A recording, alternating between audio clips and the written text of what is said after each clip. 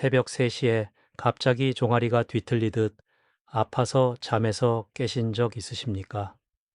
아무런 예고도 없이 다리가 딱 굳어버리고 움직이려고 해도 움직이지 않는 그 순간, 숨이 막힐 것처럼 아프고 소리조차 제대로 나오지 않는 그 경험, 많은 분들이 한 번쯤은 겪어보셨을 겁니다. 그 순간 우리는 거의 반사적으로 같은 행동을 합니다.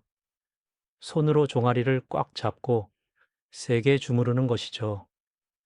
조금이라도 빨리 풀어보려고, 어떻게든 이 고통에서 벗어나려고 하는 아주 자연스러운 반응입니다. 그런데 저는 40년 넘게 환자분들을 진료해온 내과 의사로서 분명하게 말씀드릴 수 있습니다. 그 행동 생각보다 위험할 수 있습니다. 단순히 통증이 더 심해지는 정도가 아닙니다. 경우에 따라서는 근육이 찢어질 수도 있고, 더 심각한 상황에서는 생명과 관련된 문제로 이어질 가능성도 있습니다. 실제로 많은 분들이 그냥 쥐가 난 줄 알고 강하게 주무르다가 상태를 더 악화시키는 경우를 보았습니다. 특히 나이가 들수록 근육과 혈관이 약해지기 때문에 잘못된 대처 하나가 큰 문제로 이어질 수 있습니다. 그래서 오늘 이 영상은 단순한 정보가 아니라 여러분의 건강과 안전을 지키기 위한 매우 중요한 이야기라고 생각하시면 좋겠습니다. 이 영상이 도움이 되신다면 구독과 좋아요 꼭 눌러주시고요. 지금 영상을 보시면서 나도 밤에 쥐 난 적 있다 하시는 분들은 댓글에 1이라고 남겨주시기 바랍니다. 가족 중에 이런 증상으로 고생하시는 분이 있다면 꼭 이 영상을 공유해 주십시오. 왜 종아리를 주무르면 안 되는지, 그리고 우리가 알고 있던 것과는 전혀 다른 진짜 원인이 무엇인지 지금부터 하나씩 차근히 말씀드리겠습니다. 많은 분들이 다리에 쥐가 나면 단순히 근육이 놀랐다고 생각하십니다. 그런데 꼭 그렇게 단순한 문제만은 아닙니다. 겉으로 느끼기에는 분명 쥐처럼 아프고 뒤틀리는 느낌이지만 실제로는 전혀 다른 원인이 숨어 있는 경우도 있습니다. 제가 진료하면서 자주 드리는 말이 있습니다. 쥐처럼 느껴지지만 사실은 혈관 문제일 수 있습니다. 이 말이 처음에는 조금 낯설게 들리실 수 있습니다. 하지만 원리를 알고 나면 충분히 이해가 되실 겁니다. 우리 몸 안에는 피가 흐르는 길이 있습니다. 바로 혈관입니다. 그런데 이 혈관 안에서 피가 정상적으로 흐르지 못하고 한 곳에 뭉쳐서 굳어버리는 경우가 있습니다. 이것을 쉽게 설명하면 피가 굳어서 혈관 안에 붙어 있는 상태라고 보시면 됩니다. 이 상황을 일상적인 예로 바꿔 보겠습니다. 집에서 하수구를 떠올려 보십시오. 물이 잘 내려가다가 어느 날 갑자기 이물질이 끼면 어떻게 됩니까? 물이 시원하게 흐르지 못하고 막히거나 천천히 내려가게 됩니다. 혈관도 마찬가지입니다. 안에 뭔가가 끼어버리면 피가 원활하게 흐르지 못합니다. 피가 제대로 흐르지 못하면 그 주변 조직, 특히 근육이 영향을 받습니다. 갑자기 산소 공급이 부족해지고 그 결과 근육이 놀라면서 강하게 수축하게 됩니다. 밖에서 보면 우리가 흔히 말하는 쥐가 난 것처럼 보이게 되는 것입니다. 문제는 여기서부터 시작됩니다. 많은 분들이 이걸 단순한 쥐라고 생각하고 아까 말씀드린 것처럼 종아리를 꽉 잡고 세게 주무르십니다. 그런데 만약 그 안에 피가 굳어서 붙어 있는 상태라면 어떻게 될까요? 손으로 계속 압력을 주고 문지르게 되면 혈관 벽에 붙어 있던 그 덩어리가 떨어질 수 있습니다. 원래는 그 자리에 붙어 있었기 때문에 그나마 버티고 있었던 상황인데 외부에서 자극을 주면서 떨어져 나가는 것입니다. 이렇게 떨어진 덩어리는 가만히 있지 않습니다. 피 흐름을 타고 몸 안을 돌아다니게 됩니다. 그리고 어디에 걸리느냐에 따라 아주 심각한 문제가 생길 수 있습니다. 만약 폐로 올라가게 되면 숨이 갑자기 차고 위험한 상태가 될 수 있습니다. 뇌로 올라가게 되면 더 큰 문제가 생길 수 있습니다.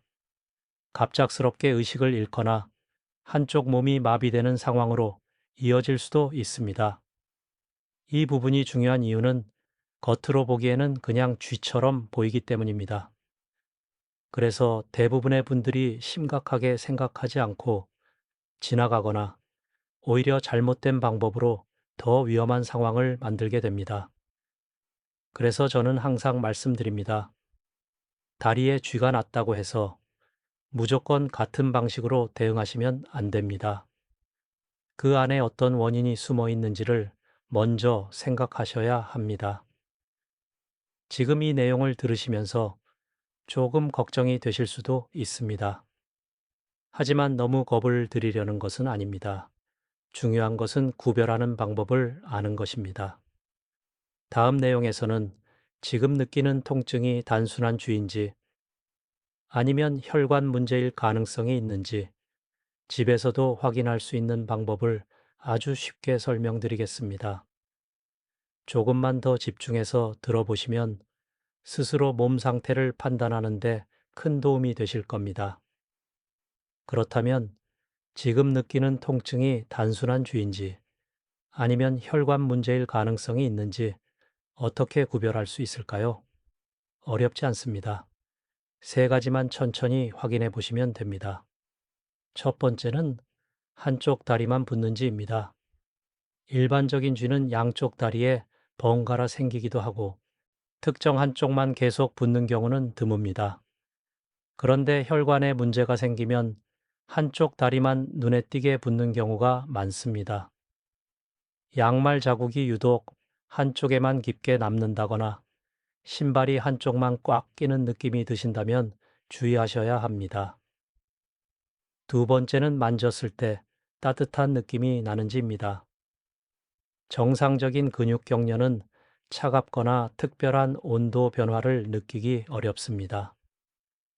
하지만 혈관 안에 문제가 생기면 염증 반응이 함께 나타나면서 해당 부위가 따뜻하게 느껴질 수 있습니다. 손으로 살짝 만져봤을 때 다른 쪽보다 유독 따뜻하다면 그냥 넘기지 마시기 바랍니다. 세 번째는 살짝만 눌러도 통증이 심하게 느껴지는지입니다. 일반적인 쥐는 시간이 지나면서 조금씩 풀리거나 자세를 바꾸면 완화되는 경우가 많습니다. 그런데 혈관 문제가 있을 때는 아주 약하게 건드려도 깊은 통증이 올라옵니다. 마치 안쪽에서 찌르는 것 같은 느낌이 들기도 합니다. 이 세 가지를 기억해 주시면 됩니다. 한쪽만 붓는다, 만지면 따뜻하다, 살짝 눌러도 너무 아프다. 이 중에서 두 가지 이상이 해당된다면 절대 가볍게 넘기시면 안 됩니다.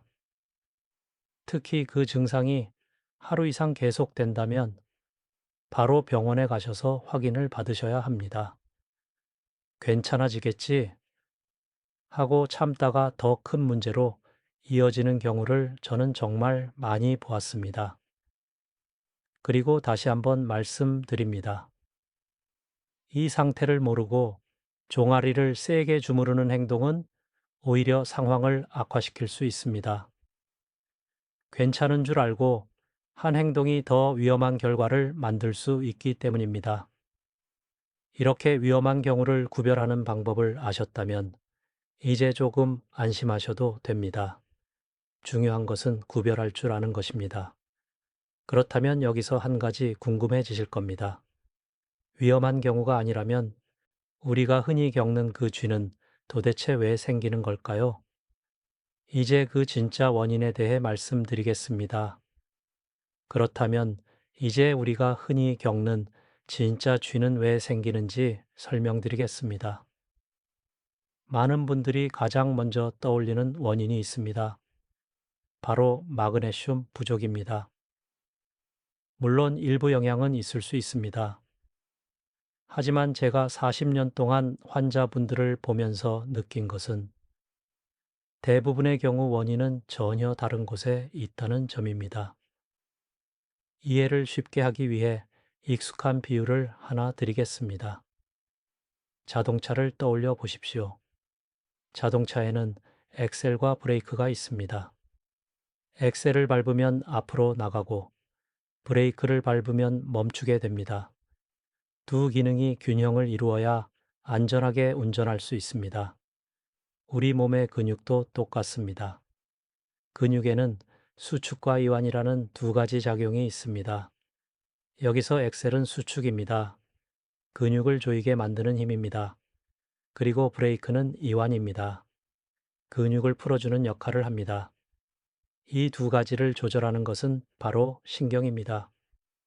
정상적인 상태에서는 신경이 적절하게 신호를 보내면서 근육을 조였다가 풀었다가를 반복합니다. 그래서 우리가 걷고, 앉고, 일어나고, 계단을 오르는 모든 동작이 자연스럽게 이루어지는 것입니다. 그런데 문제가 생기는 경우가 있습니다. 바로 이 브레이크 역할이 제대로 작동하지 않을 때입니다. 엑셀은 계속 밟히고 있는데 브레이크가 말을 듣지 않는 상태라고 보시면 됩니다. 그러면 근육은 계속 수축만 하고 스스로 풀리지 못하게 됩니다. 이 상태가 바로 우리가 느끼는 쥐입니다. 그래서 통증이 그렇게 강하게 느껴지는 것입니다.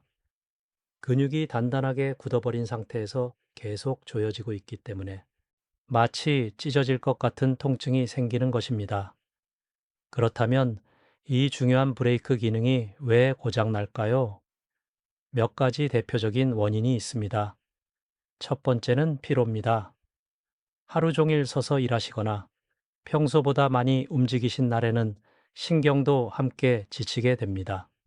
신경이 지치면 근육을 조절하는 능력이 떨어지게 됩니다. 두 번째는 수면 부족입니다. 잠을 충분히 자지 못하면 신경이 회복될 시간이 부족합니다. 그 결과 신경 전달이 불안정해지고 근육 조절에도 문제가 생깁니다. 세 번째는 무리한 운동입니다. 평소에 하지 않던 운동을 갑자기 많이 하거나 강도를 높이면 근육뿐 아니라 신경에도 부담이 갑니다. 특히 나이가 들수록 회복 속도가 느리기 때문에 더 쉽게 영향을 받습니다. 네 번째는 당뇨나 신경 약화입니다. 당뇨가 있으신 분들은 신경이 손상되는 경우가 많습니다. 신경이 약해지면 근육을 조절하는 기능도 함께 떨어지게 됩니다. 이렇게 여러 가지 이유로 신경의 브레이크 기능이 약해지면 낮에는 괜찮다가도 특정 상황에서 문제가 드러나게 됩니다. 그 대표적인 시간이 바로 밤입니다. 왜 밤에 더 자주 생길까요? 이유는 간단합니다. 잠잘 때는 내가 조절을 못합니다. 낮에는 우리가 의식적으로 움직이고 자세를 바꾸면서 어느 정도 균형을 맞춥니다. 하지만 잠을 자는 동안에는 그런 조절이 불가능합니다. 즉, 브레이크가 약해진 상태에서 아무런 통제 없이 근육이 움직이게 되는 것입니다. 그러다 보니 새벽 시간대에 갑자기 엑셀만 밟히는 상황이 만들어지고 그 순간 쥐가 발생하게 됩니다. 특히 추운 날씨에는 이 현상이 더 심해질 수 있습니다. 이불이 발을 눌러서 발끝이 아래로 향하게 되면 종아리 근육이 계속 짧아진 상태로 유지됩니다. 이미 브레이크가 약해진 상태에서 이런 자세까지 더해지면 쥐가 발생할 가능성이 훨씬 높아집니다. 여기까지 이해하셨다면 이제 중요한 사실 하나를 아셔야 합니다. 쥐는 단순히 근육 문제만이 아니라 신경의 조절 문제라는 점입니다. 이 부분을 이해하시는 순간부터 접근 방법이 완전히 달라집니다. 단순히 마그네슘을 먹거나 아픈 부위만 주무르는 것으로 해결되지 않는 이유도 바로 여기에 있습니다. 그렇다면 이 신경의 문제는 왜 더 심해지는지, 그리고 다리 외에 다른 원인이 숨어 있을 가능성은 없는지 다음에서 계속해서 설명드리겠습니다. 다리가 아픈데 허리가 원인일 수 있습니다. 이 말을 처음 들으시면 의아하게 느끼실 수 있습니다. 통증은 분명히 종아리에서 느껴지는데 왜 허리를 이야기하는지 이해가 잘 안 되실 수 있습니다. 하지만 우리 몸의 구조를 조금만 생각해 보시면 금방 이해가 됩니다. 다리의 근육을 움직이게 하고 감각을 느끼게 하는 신경은 모두 허리에서 시작됩니다. 허리에서 나온 신경이 엉덩이를 지나고 허벅지를 거쳐서 종아리와 발끝까지 길게 이어져 있습니다. 이 구조를 일상적인 예로 설명드리겠습니다. 전기선을 떠올려 보십시오. 집안의 전등이 켜지려면 전기가 전선을 따라 흘러야 합니다. 그런데 만약 전기선 어딘가가 눌리거나 손상되면 어떻게 될까요? 전등이 깜빡거리거나 아예 켜지지 않을 수 있습니다. 우리 몸도 똑같습니다. 허리에서 시작된 신경이 중간에서 눌리거나 손상되면 그 신경이 연결된 다리에서 이상 신호가 나타납니다. 그 결과로 통증이나 저림, 그리고 쥐가 나는 증상까지 나타날 수 있는 것입니다. 특히 많이 발생하는 원인이 허리 디스크나 척추관 협착 같은 질환입니다. 이런 상태에서는 신경이 지나가는 통로가 좁아지면서 신경이 지속적으로 압박을 받게 됩니다. 그러면 신경이 정상적으로 신호를 전달하지 못하게 되고 다리에서 다양한 증상이 나타납니다. 이때 나타나는 특징적인 증상이 있습니다. 단순히 쥐가 나는 것과는 조금 다릅니다. 다리가 찌릿찌릿한 느낌이 들거나 전기가 오는 것처럼 순간적으로 강한 자극이 느껴질 수 있습니다. 또한 종아리나 허벅지 뒤쪽이 계속 당기는 느낌이 들기도 합니다. 이런 증상을 의학적으로는 방사통이라고 부릅니다. 통증의 원인은 허리에 있지만 실제로 느끼는 통증은 다리에서 나타나는 것입니다. 그래서 많은 분들이 원인을 잘못 판단하게 됩니다. 문제는 이 상태를 단순한 쥐로 생각하고 계속 방치하는 경우입니다. 그때그때 통증이 생기면 스트레칭을 하거나 주무르면서 넘기게 됩니다. 하지만 근본적인 원인은 해결되지 않기 때문에 증상은 반복됩니다.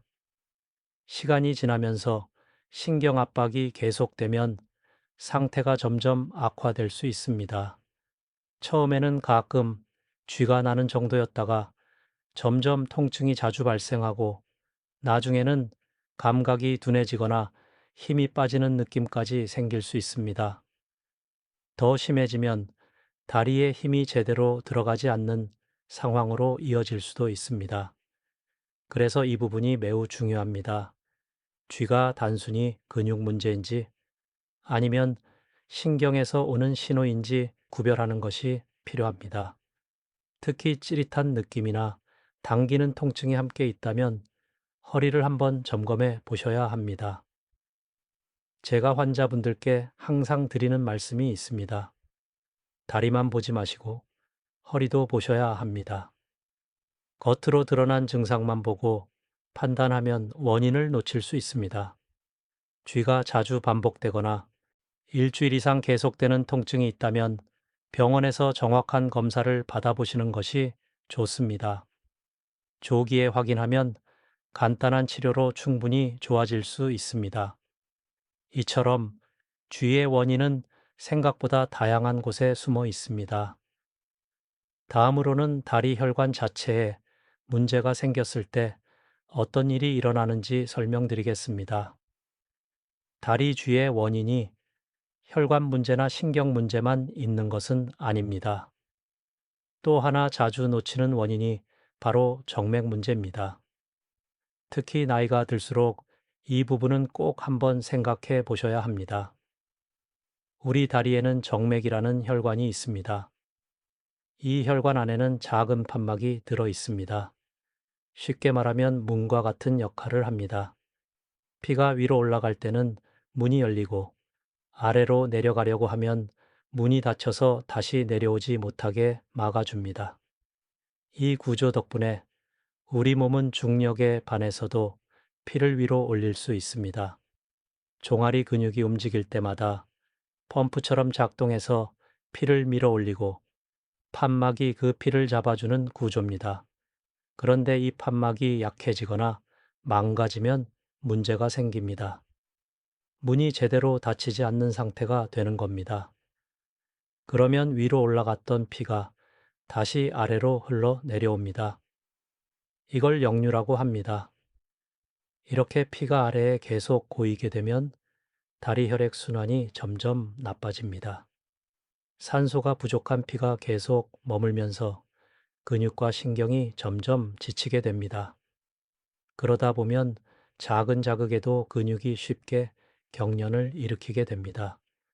특히 밤에는 이 현상이 더 심해집니다. 낮에는 우리가 걷고 움직이면서 종아리 근육이 계속 펌프 역할을 해줍니다. 그래서 어느 정도 순환이 유지됩니다. 하지만 잠을 자는 동안에는 상황이 달라집니다. 몸이 움직이지 않으니까 종아리 펌프가 거의 작동하지 않습니다. 이미 판막 기능도 약해져 있는데 펌프까지 멈추면 피가 더 쉽게 고이게 됩니다. 이 상태에서 새벽에 갑자기 쥐가 오는 경우가 많습니다. 잠을 자다가 종아리가 단단하게 굳고 뒤틀리는 듯한 통증이 오는 이유가 바로 여기에 있습니다. 혹시 거울로 종아리를 보셨을 때 혈관이 울퉁불퉁 튀어나와 있는 분들 계십니까? 또는 다리가 무겁고 쉽게 피로해지는 느낌이 있으신가요? 오래 서 있으면 다리가 더 붓는 느낌이 드시나요? 이런 증상이 있다면 단순한 쥐가 아니라 정맥 문제를 의심해 보셔야 합니다. 겉으로 보이는 혈관만의 문제가 아니라 안쪽 순환까지 영향을 주고 있을 수 있기 때문입니다. 그래서 밤마다 반복해서 쥐가 나는 분들은 한 번쯤 정맥 상태를 확인해 보시는 것이 좋습니다. 검사도 어렵지 않습니다. 병원에서 간단한 초음파 검사로 확인할 수 있습니다. 정리해서 말씀드리겠습니다. 정맥 판막이 고장나면 피가 아래로 고이고 밤에는 펌프 역할이 멈추면서 순환이 더 나빠집니다. 그 결과 근육과 신경이 지치면서 새벽에 쥐가 발생하게 됩니다. 그래서 밤마다 반복되는 쥐는 단순한 근육 문제가 아니라 정맥 순환의 신호일 수 있습니다. 이런 점을 기억하시면 원인을 훨씬 정확하게 이해하실 수 있습니다.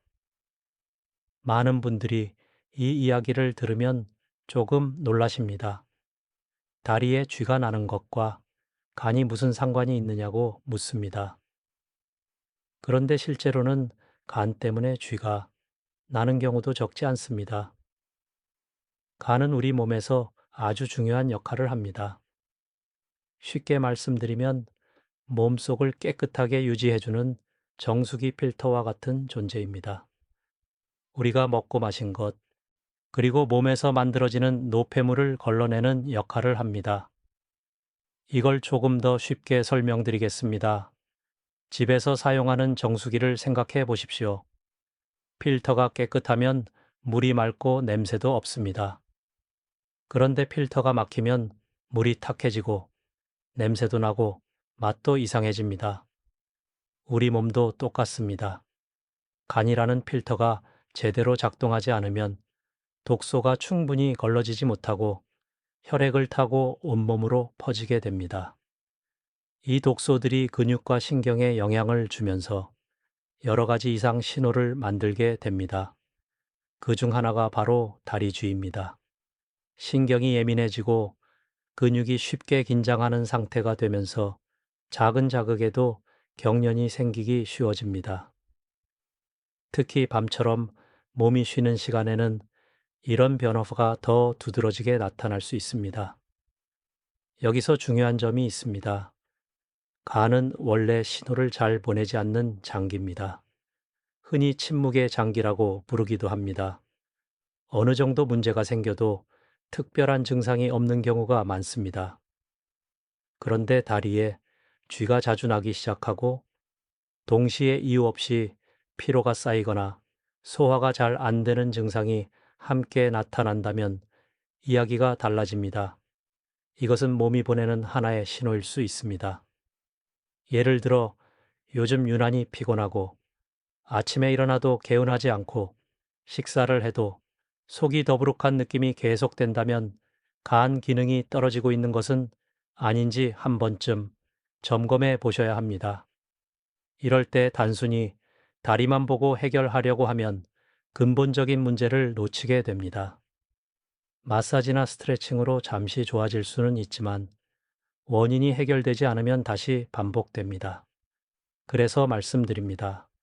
다리쥐를 단순한 근육 문제로만 보지 마십시오. 특히 피로감과 소화 문제까지 함께 있다면 간 상태를 확인해 보시는 것이 중요합니다. 정리하면 간 기능이 떨어지면 독소가 쌓이고 이 독소가 신경과 근육에 영향을 주어 쥐를 유발할 수 있습니다. 그리고 이런 변화는 몸이 보내는 중요한 신호입니다. 이 신호를 놓치지 않고 확인하는 것이 건강을 지키는 첫걸음입니다. 이제 가장 중요한 부분을 말씀드리겠습니다. 쥐가 났을 때 어떻게 해야 하는지입니다. 먼저 꼭 기억하셔야 할 한 가지가 있습니다. 절대 주무르지 마세요. 많은 분들이 본능적으로 종아리를 꽉 잡고 주무르십니다. 그런데 이 행동은 오히려 통증을 더 악화시킬 수 있습니다. 근육이 이미 강하게 수축되어 있는 상태이기 때문입니다. 이걸 수건으로 비유해 보겠습니다. 젖은 수건을 양쪽에서 꽉 비틀어 짜면 단단하게 뭉치게 됩니다. 이 상태가 바로 쥐가 난 근육입니다. 이걸 풀려면 어떻게 해야 할까요? 반대 방향으로 천천히 펴주어야 합니다. 그런데 이 상태에서 뭉친 부분을 손으로 계속 누르면 어떻게 될까요? 수건이 더 꼬이게 됩니다. 근육도 마찬가지입니다. 주무르면 풀리는 것이 아니라 오히려 더 수축하고 통증이 심해질 수 있습니다. 그래서 핵심은 하나입니다. 수축된 근육을 부드럽게 늘려주는 것입니다. 가장 효과적인 방법이 바로 X자 스트레칭입니다. 방법을 천천히 설명드리겠습니다. 예를 들어 왼쪽 다리에 쥐가 났다고 가정해 보겠습니다. 왼쪽 발을 오른쪽 다리 쪽으로 가져옵니다. 그리고 오른쪽 발을 이용해서 왼쪽 발끝을 몸 쪽으로 당겨줍니다. 이렇게 하면 다리가 자연스럽게 X자 모양이 됩니다. 이 상태에서 종아리 뒤쪽 근육이 천천히 늘어나게 됩니다. 너무 세게 당기지 마시고 통증이 줄어드는 느낌이 들 때까지 10 최소 20초 정도 유지하시면 됩니다. 또 하나 간단한 방법은 발을 몸쪽으로 직접 당겨주는 것입니다. 누워 있거나 앉아 있는 상태에서 손으로 발끝을 잡고 천천히 몸쪽으로 당겨주시면 종아리 근육이 늘어나면서 쥐가 풀리는데 도움이 됩니다. 여기서 한 가지 팁을 더 드리겠습니다. 통증이 너무 심해서 스트레칭을 바로 하기 어려운 경우가 있습니다. 그럴 때는 인중을 살짝 눌러 보십시오. 코와 위십술 사이에 있는 부분을 손가락으로 지그시 눌러주면 통증이 잠시 완화되는 경우가 있습니다. 이유는 간단합니다. 우리 뇌는 동시에 여러 통증을 강하게 느끼지 못합니다. 인중에 자극이 들어가면 종아리에서 올라오는 통증 신호가 잠시 약해지게 됩니다. 이 틈을 이용해서 천천히 스트레칭을 해주시면 훨씬 수월하게 쥐를 풀 수 있습니다. 다만 이 방법은 어디까지나 일시적인 완화 방법입니다. 통증을 줄여주는 역할이지 근본적인 해결은 아닙니다. 결국 근육을 제대로 풀어주는 것은 스트레칭입니다. 정리해 드리겠습니다. 쥐가 나면 절대 주무르지 마십시오. 대신 근육을 천천히 늘려주십시오. X자 스트레칭이나 발끝 당기기가 가장 안전하고 효과적인 방법입니다. 통증이 심할 때는 인중을 눌러서 잠시 완화한 뒤 스트레칭을 진행하시면 됩니다. 이렇게 응급 상황에서의 대처 방법을 아는 것만으로도 새벽에 당황하지 않고 훨씬 안전하게 대응하실 수 있습니다. 이제 한 가지 더 중요한 단계가 남아 있습니다. 쥐가 났을 때 푸는 것도 중요하지만 더 중요한 것은 아예 쥐가 나지 않도록 예방하는 것입니다. 이제 그 방법을 말씀드리겠습니다. 이제 예방을 위한 중요한 부분을 말씀드리겠습니다. 바로 영양과 보충입니다. 많은 분들이 쥐가 나면 가장 먼저 마그네슘을 떠올리십니다. 그런데 방법이 조금 잘못된 경우가 많습니다. 마그네슘은 분명 도움이 되는 영양소입니다.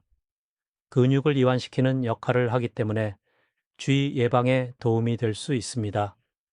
하지만 언제 먹느냐가 더 중요합니다. 많은 분들이 아침에 다른 영양제와 함께 드십니다. 그런데 아침은 우리 몸이 활동을 시작하는 시간입니다. 몸이 깨어나고 움직일 준비를 하는 시간입니다. 이때 근육을 이완시키는 마그네슘을 넣으면 효과가 충분히 나타나기 어렵습니다.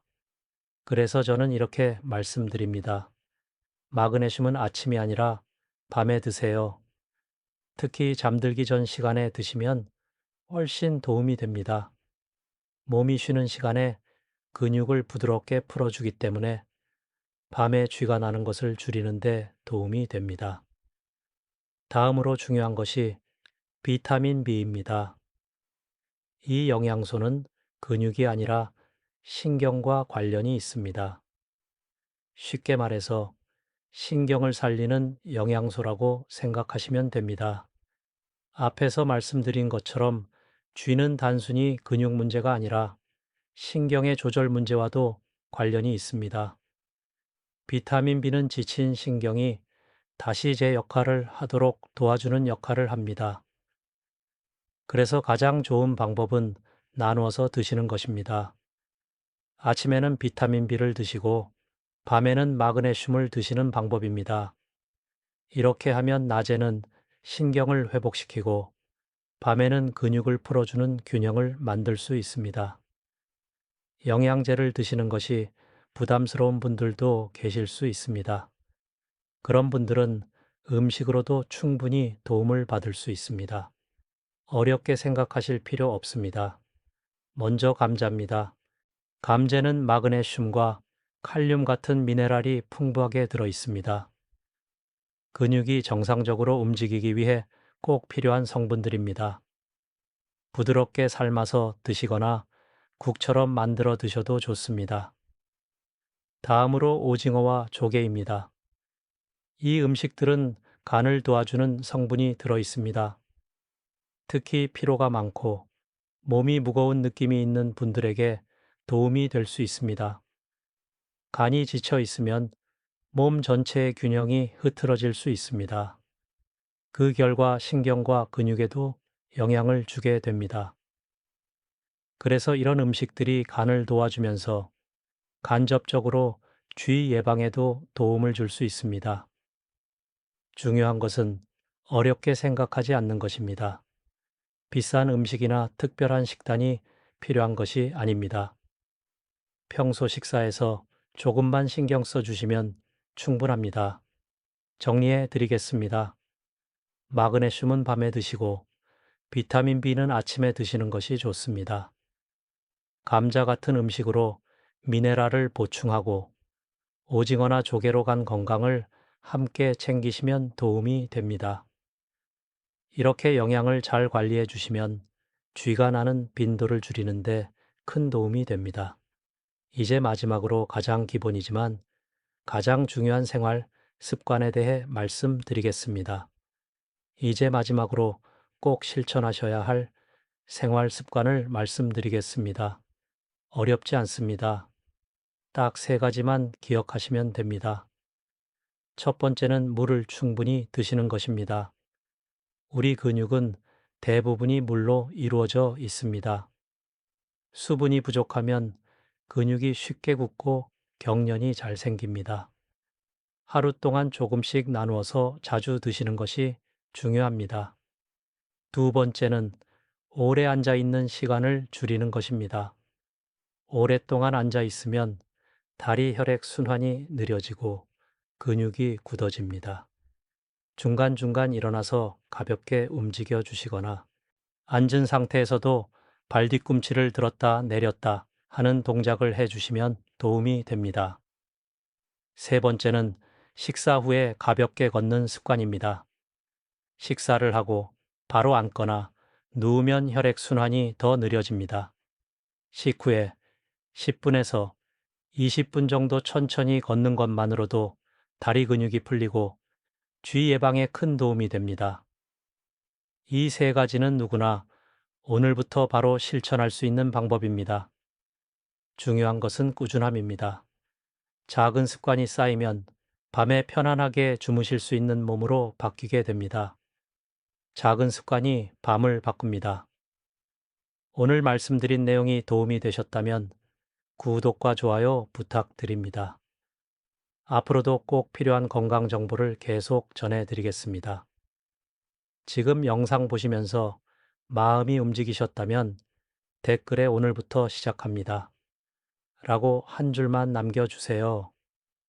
그 한 줄이 실천의 시작이 됩니다. 그리고 주변에 밤마다 쥐 때문에 고생하시는 분이 계시다면 이 영상을 꼭 공유해 주십시오.